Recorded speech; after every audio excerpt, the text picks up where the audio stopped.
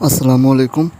آج کی سب سے اہم خبر یہ ہے کہ اسرائیل اور حماس میں جنگ بندی کا فیصلہ کر لیا۔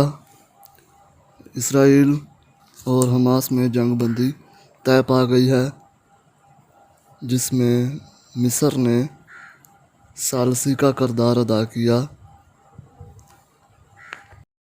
گزشتہ 11 روز سے اسرائیل کی جانب سے بمباری اور حملوں میں تقریباً 250 سے زائد افراد، جس میں بچے، بوڑھے، عورتیں شامل ہیں، وہ شہید ہو گئے۔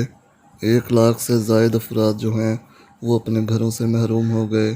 اس کے علاوہ بہت سی تاریخی عمارتیں وہ زمین بوس ہو گئیں۔ اور 11 روز بعد آج اسرائیل نے جنگ بندی کا فیصلہ کیا ہے۔ اس کے علاوہ آج جو ہے ملک بھر میں، پاکستان میں یوم فلسطین منایا جائے گا، جس میں شہر شہر جو ہے جلوس اور ریلیاں نکالی جائیں گی۔ اس کے علاوہ جو جنگ بندی ہے اس میں اسرائیل کا کہنا ہے کہ مصر نے جنگ بندی کے لیے ثالثی کا کردار ادا کیا، اور اس کے علاوہ حماس نے بھی جنگ بندی کی تصدیق کر دی ہے۔